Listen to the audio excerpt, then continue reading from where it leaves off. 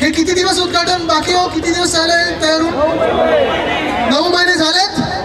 हा, आता तुम्ही मला सांगा, 9 महिने येता जाता लाईट चालू असतात ना, बिल कोण भरतंय? आपण टॅक्स पेयर. कॉन्ट्रॅक्टर नेमले असतील साफसफाईसाठी, स्वच्छतेसाठी, आहेत की नाही? आहेत ना. सिक्युरिटीसाठी कॉन्ट्रॅक्टर नेमले असतील, बिल कोण भरताय? आपण. सेवा मिळते तुम्हाला? नाही मिळत.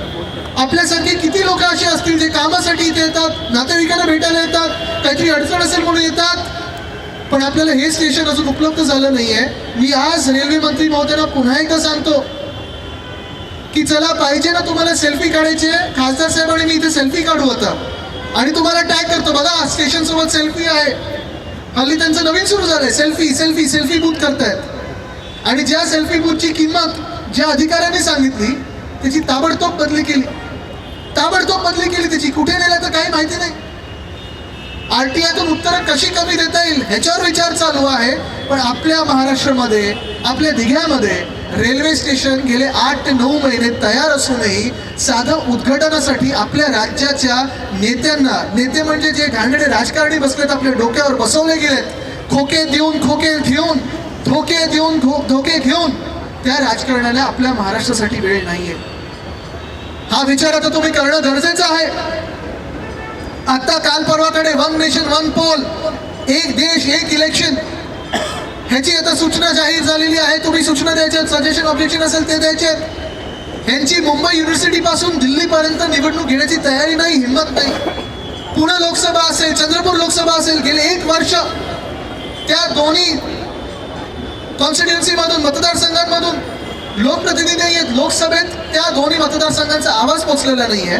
पण हे सांगतात वन नेशन वन पोल आम्ही घेऊ. घ्या, पण हे सगळं करत असताना एवढं लक्षात ठेवा की त्या वन नेशन मध्ये आम्ही महाराष्ट्र म्हणून पण आहोत. आम्हाला पण न्याय आमचा पाहिजे, न्याय हक्काचं जे असेल ते आम्हाला पाहिजे आणि ते आम्ही घेतल्याशिवाय राहणार नाही. हा आपल्याला आता निश्चय करायला लागेल, निर्धार करायला लागेल. दिल्लीत जे कोणाचं सरकार बसायचं ते बसो, काही चिंता नाही कोणाला. पण आमच्या महाराष्ट्रातून प्रत्येक उमेदवार जो इथून जिंकून जाईल खासदार म्हणून, तो आमच्या मातीशी एकनिष्ठ राहिलेला उमेदवारच तिथे जिंकून जाईल. हा आवाज आपल्याला घेऊन जायचं तिथे. आणि मी हे काल पण बोललोय, आज पण बोलीन, उद्या पण बोलीन. जास्ती वेळ मला तुमचा घ्यायचं नाही. इथून मला वाटतं पुढे आपल्या अजून एका शाखेचं उद्घाटनला जायचंय. पण आज खास करून मी इथे आलोय कारण इथे जी प्रेसची मंडळी आली आहे त्यांना पण मला दाखवायचं. हे पूर्ण रेल्वे स्टेशन बघा तयार आहे. 8 महिने 9 महिने झालेत. लाईट रोज सुरू असतात, कॉन्ट्रॅक्टरची पेमेंट चालू आहेत, पण इकडच्या लोकांना, स्थानिकांना अजून इथे न्याय मिळाला नाही. महाराष्ट्रावर अन्याय होत आहे. आणि मी हेच सांगेन की मी इथे आलो एवढ्यासाठीच, कदाचित जे आता या खोके सरकारमध्ये अवकाळी सरकार बसलं आपल्या डोक्यावर, जे लोकांच पडणार आहे, पण त्या लोकांना कदाचित दिल्लीश्वराला उत्तर द्यायचं असेल, मला माझ्या महाराष्ट्राच्या जनतेला उत्तर द्यायचे. आणि म्हणून आज मी इथे आलेलो आहे. हाच निर्धार घेऊन आता पुढे जायचं आपल्याला की आता एक सुद्धा अन्याय सहन करायचा नाही.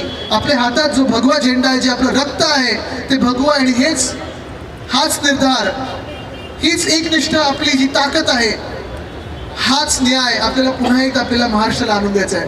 धन्यवाद. जय हिंद, जय महाराष्ट्र, वंदे मातरम.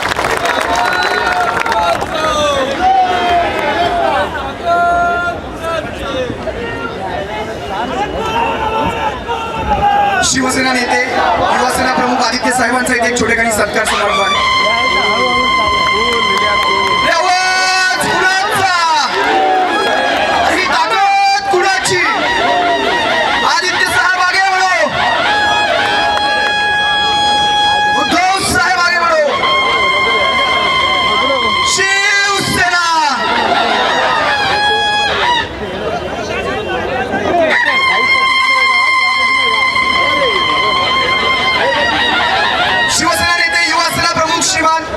आदित्य साहेब ठाकरे यांचा सत्कार समारंभ होत आहे.